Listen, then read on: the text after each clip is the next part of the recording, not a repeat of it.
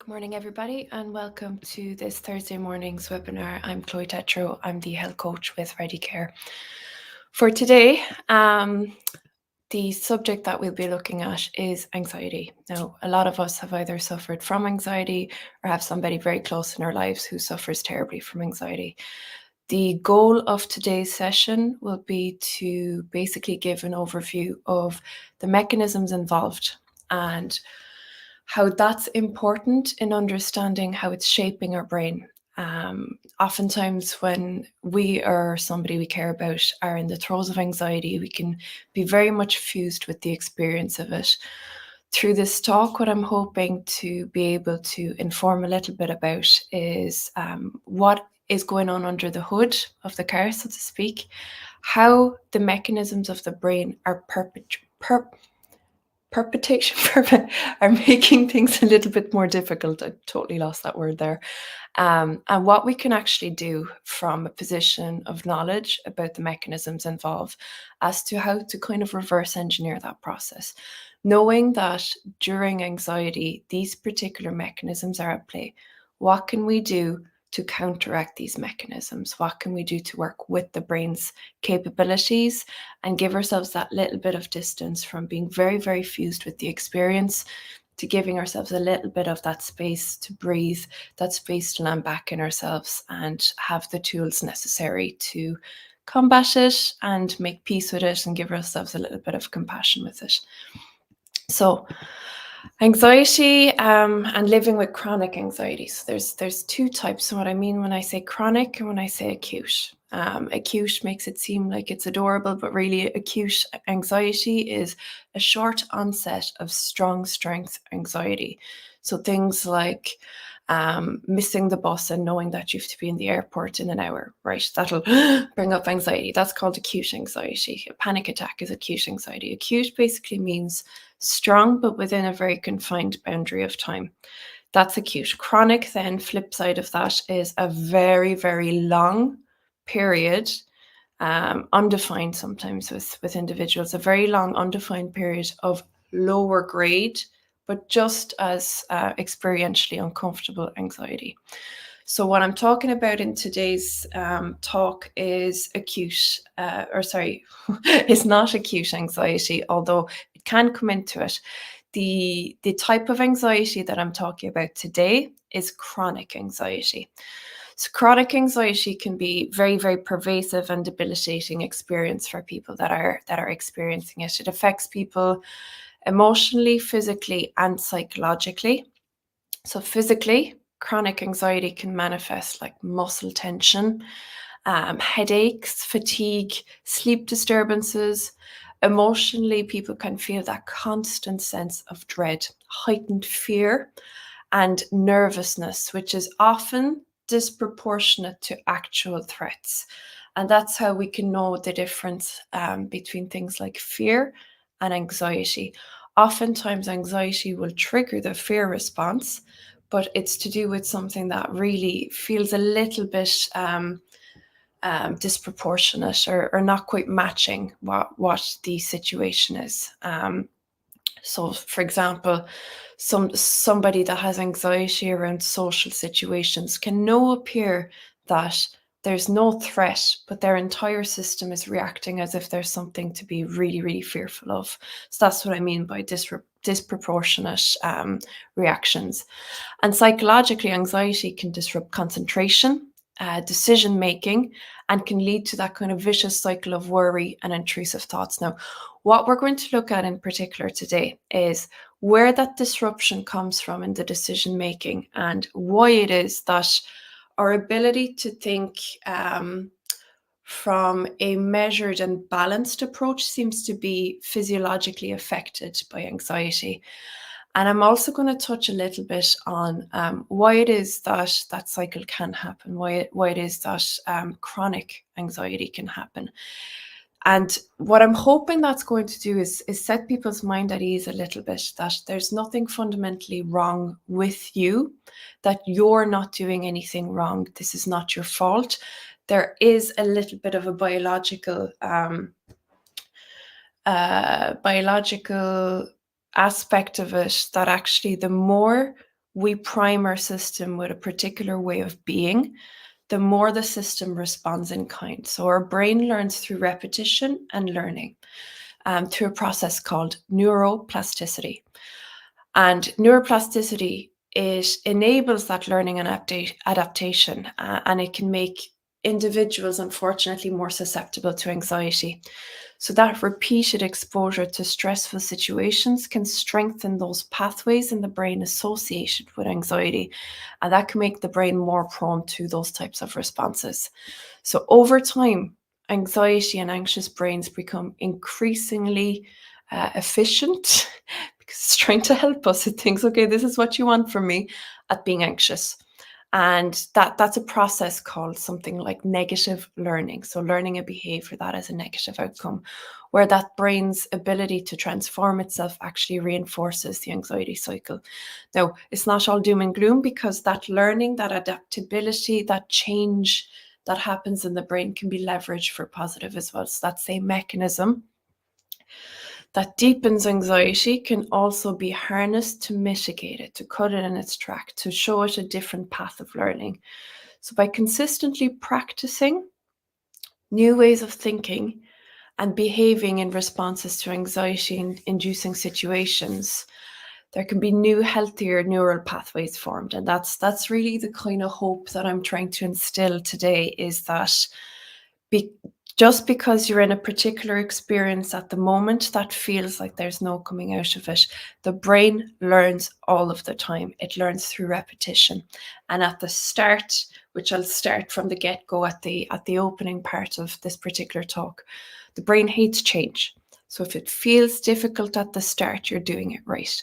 If it feels like, oh, this is a little bit of an effort, that basically means that you're breaking away from the easy pathway that's been gone over and over and over. And the analogy that I often use where brain pathways are concerned is, if you had a wheelbarrow and you walk the same path every single day in a grassy Irish garden, right? It starts to get a little bit muddy, right? So you're walking the same pathway each day. Think of that as your neural pathways. And if you have the same pathway every day, what happens is over time, that pathway will change. It'll adapt to the movement through that particular pathway. It'll adapt to make it easier to navigate. So as you're going through every day with your wheelbarrow, the path is actually becoming a V shape.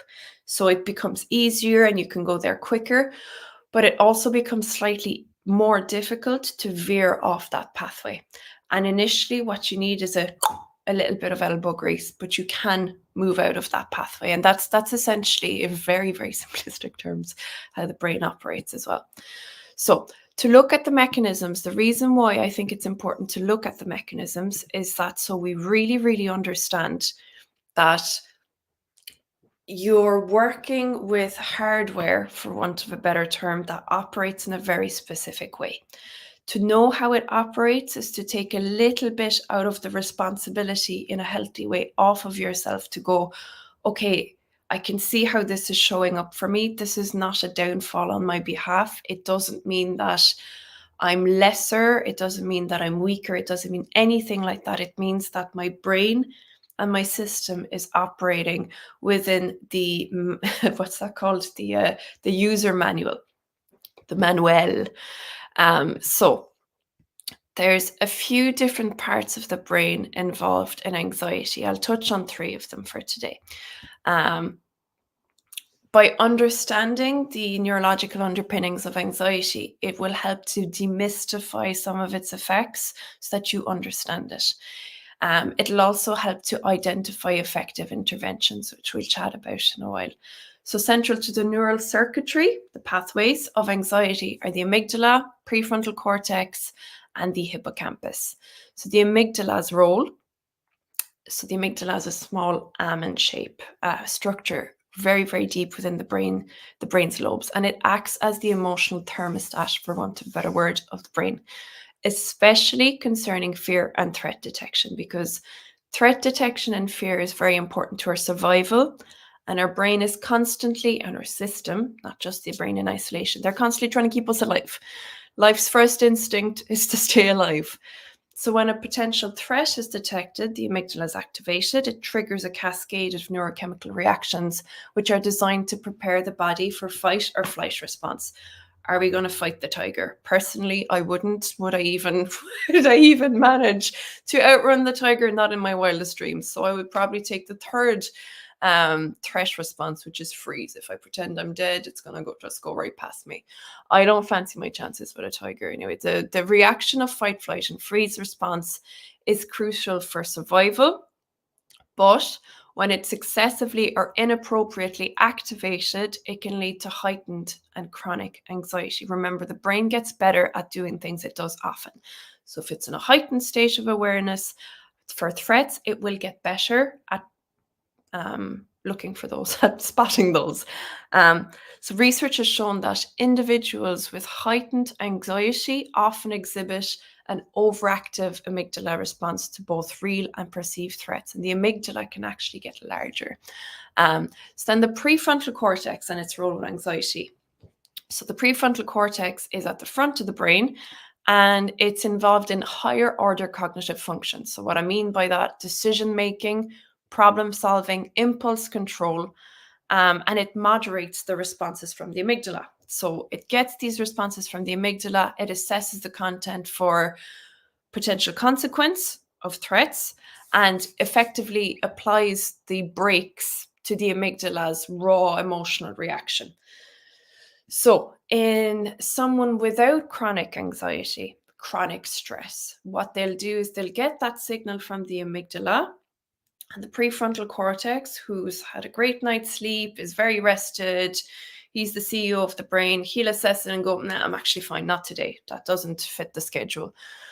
But when people have a heightened stress response and heightened anxiety, what it does is it reduces and dampens that signal to the prefrontal cortex. The prefrontal cortex can actually reduce in size. So the amygdala is hypervigilant and the prefrontal cortex starts to reduce in size as a knock-on effect. Things like functional cognitive processes, decision-making, problem solving, and impulse control, all four of these start to get a little bit more dampened when somebody's inhabiting that chronic anxiety state. Now, the neural pathways and their interaction.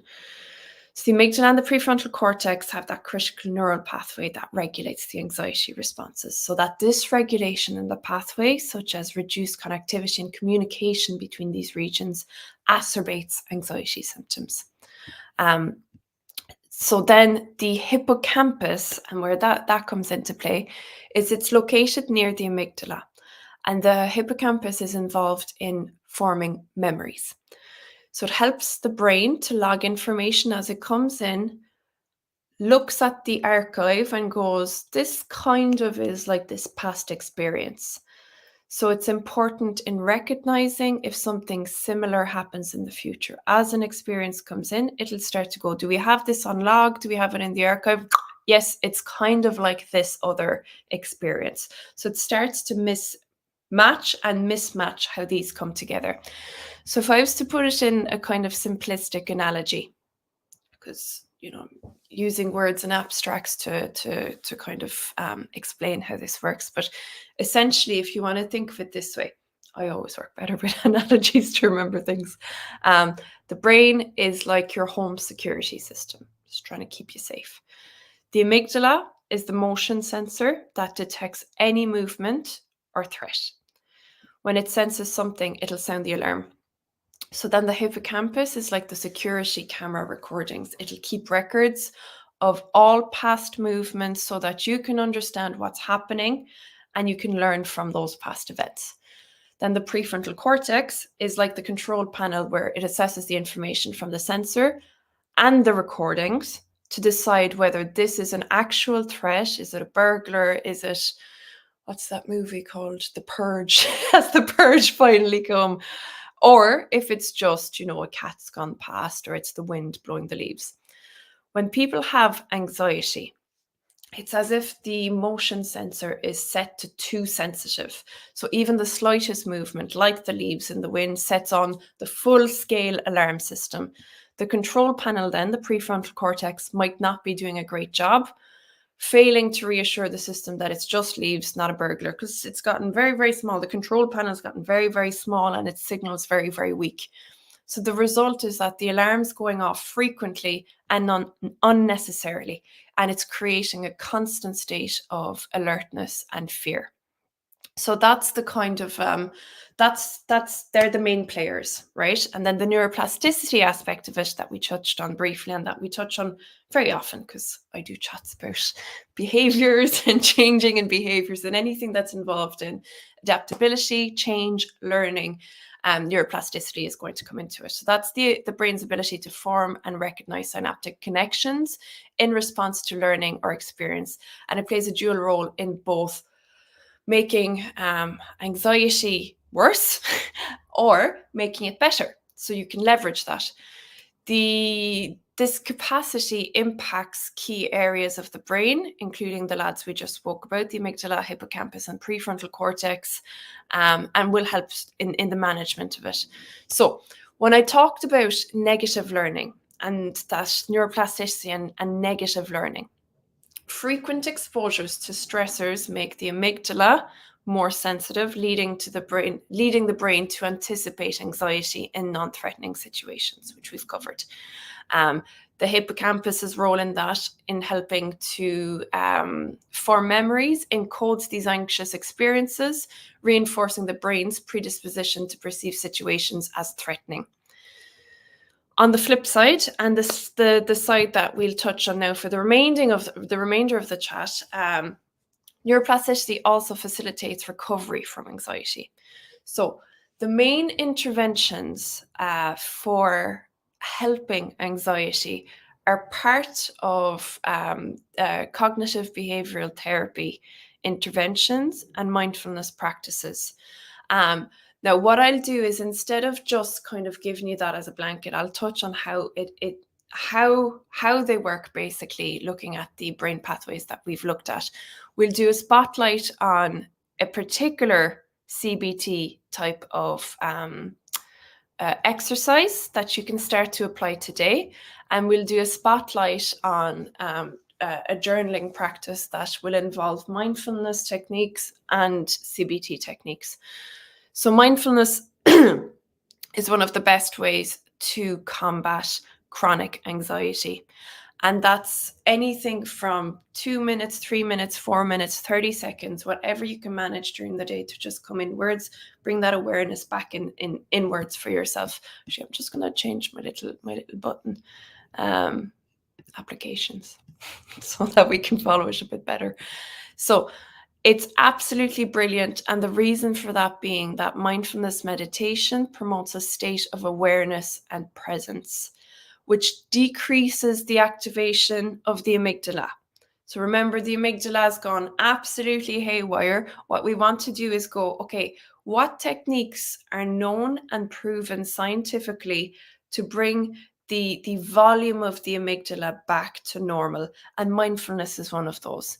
So it enhances the functionality of the prefrontal cortex. So it helps it to actually send its signals better, which are dampened in a hyperchronic anxiety state. So it has a two-way function.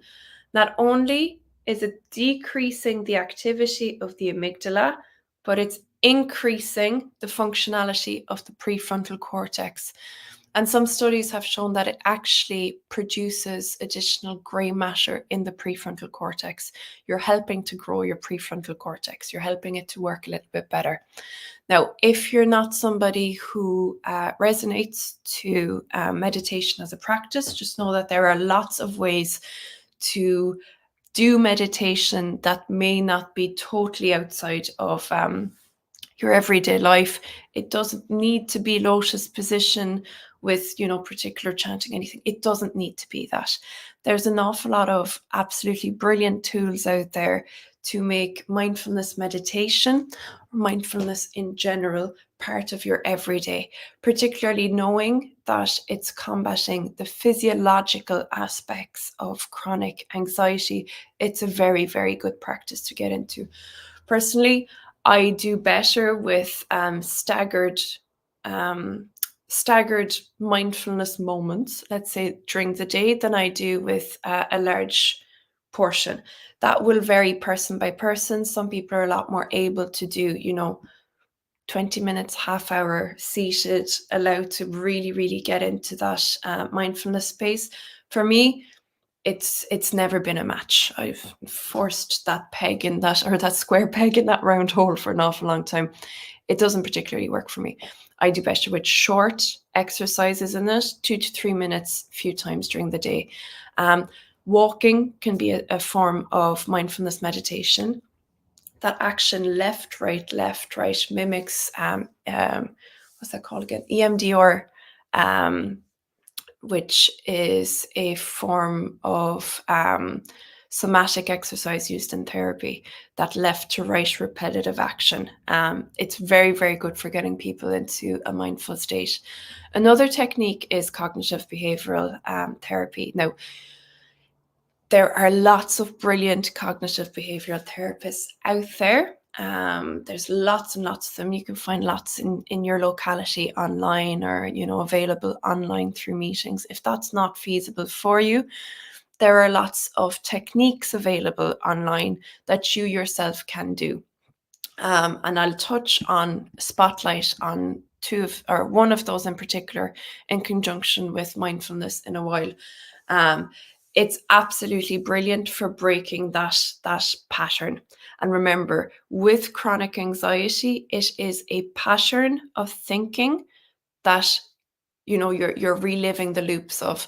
Now, the caveat that I'll say with this is there could be actual things happening in your life that warrant maybe speaking to a counselor or a therapist, something that may have happened in the past that is best given that awareness and space in speaking to a counselor or therapist. But with regards, if that's something that doesn't particularly, if it's not for you, if it's something that's not feasible at the moment, or if it just doesn't really seem to fit true for you, there are lots of CBT techniques that can be explored. And CBT helps alter those neural pathways associated with negative thinking by creating new and more positive, realistic thought patterns for yourself. So that reprograms the brain to reduce the tendency to respond with anxiety and can diminish that habitual worry.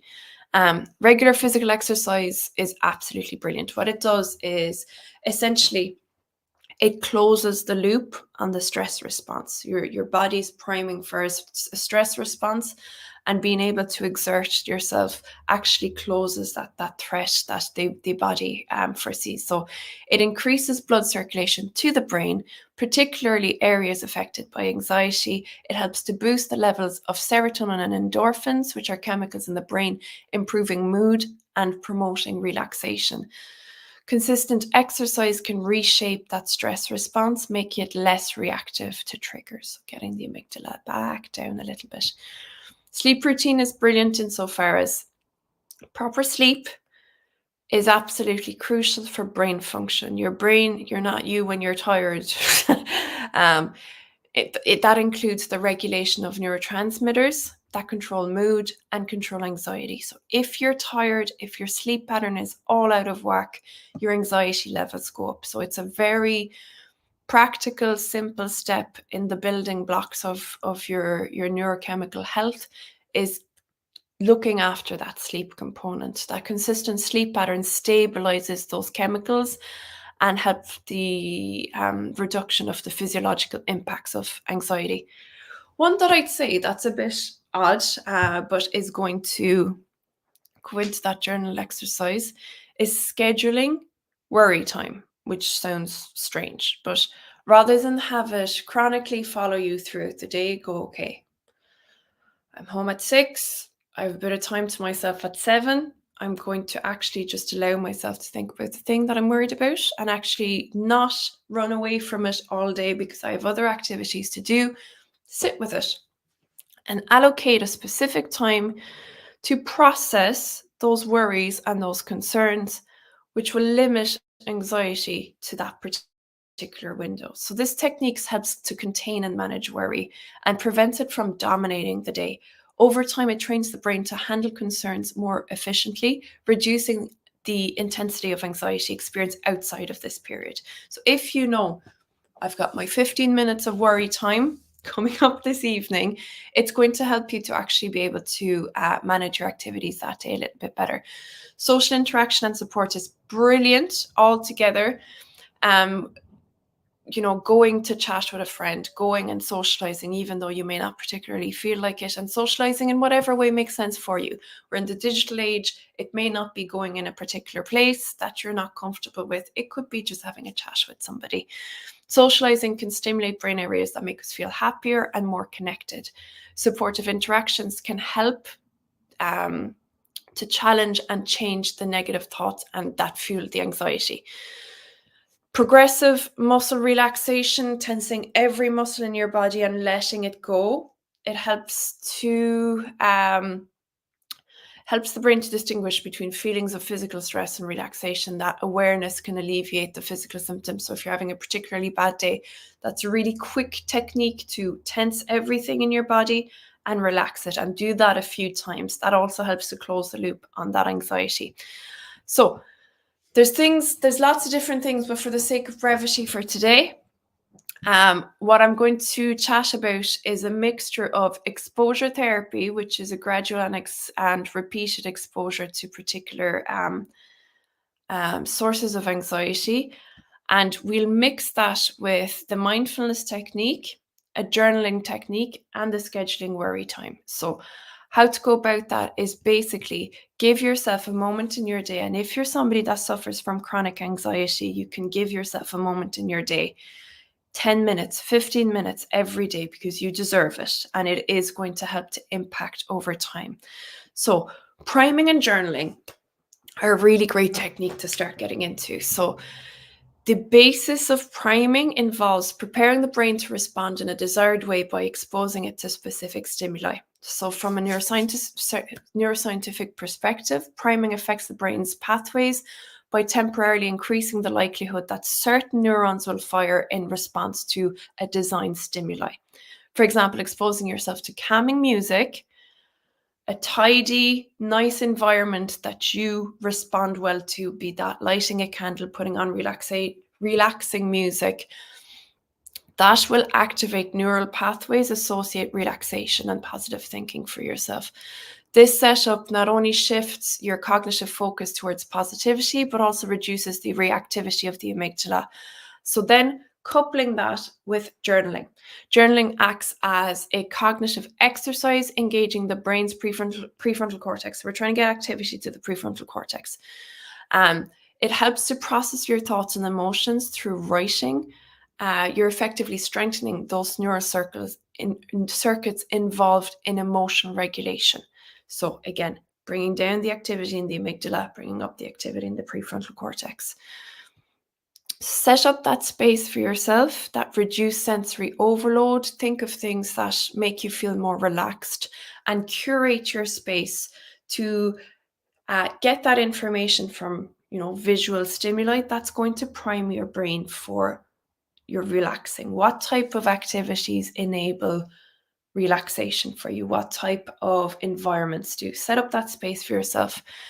Engage in daily or bi-weekly, whatever you can manage, but daily would be best. Journaling to engage fostering a routine that enhances that neural plasticity. Using specific prompts to guide your journaling, aiding in focusing your brain's processing power on managing anxiety. So it will reduce anxiety. Research such as the study published in Journal of Affective Disorders demonstrate that expressive writing significantly lowers anxiety levels. This is likely due to the engagement of cognitive processes that restructure anxious thoughts and the therapeutic effects of venting emotions effectively. It increases moods, and it increases self-awareness. So what that's essentially doing, and at the start I talked about getting very, very stuck in your first hand. What it does is it creates a little bit of distance where you're able to view things. It increases awareness, receptivity, and ability to engage with those things from a non-meshed perspective. So the little exercise that I'll give is a cognitive therapeutic, and I'm running out of time now because I'm trying to pack so much into these. Is a cognitive behavioral therapy technique that you can use for journaling. So set up the room nicely so that you're primed to feel a bit more relaxed. Get the journal out and give yourself this particular technique. It's called the ABCD technique. So if you experience something that led to anxiety that day, what was A, the activating event? So this is the event that triggers the emotional response, like making a little mistake at work. The second part, B, beliefs, the thoughts that automatically pop into your head when the activating event happens. I'm terrible at my job. I'm going to get fired. Those kind of things. C is for consequence. These are the emotional and behavioral responses that result from your belief. How did I start to feel? So you might start to feel anxious, you might start to feel low for the rest of the day and start to avoid certain people or certain tasks. And D is disputation of beliefs. So this step involves challenging those automatic thoughts and beliefs by looking for evidence against them and generating a more balanced approach. So through the writing exercise, what we're doing is we're getting the prefrontal cortex on board, reducing the amygdala. So the prefrontal cortex is more able to do its job. It can dispute these things. It can go, what's a much more balanced way of looking at this? Everybody makes mistakes. There have been many times when I've done very well at work. A small mistake won't get me fired. Lots of people around me make mistakes all day long. I don't judge them. I don't feel negatively about them. So by applying these and starting to keep a journal with the prompt of A, B, C, D, that is activating event, belief, consequence, and disputation, it can really, really help to basically pile a few of those ways of applying reverse engineering anxiety. We have things like journaling, we have things like creating a primed environment, we have things like giving yourself evidence to the contrary. We have things like slight exposure therapy, exposure to the thought processes of the activating event. We have things like the mindfulness involved in the self-awareness. We have the scheduled worry time, all gone into the one fell swoop. So being able to give yourself 10 to 15 minutes every day to visit your thoughts, visit your emotions, and give yourself that little bit of separation from them should help enormously towards giving yourself a bit of relief from anxiety. I hope you found this helpful. I've gone a little bit over time, but sure, look, it's not the end of the world. If you have any questions or comments, I'd be happy to answer them in the comment box section. Otherwise, have a lovely day and hope that you find a little bit of peace of mind from some of the topics discussed. Right. Andrew will be back with you guys next week. That's me for today. We'll see you again.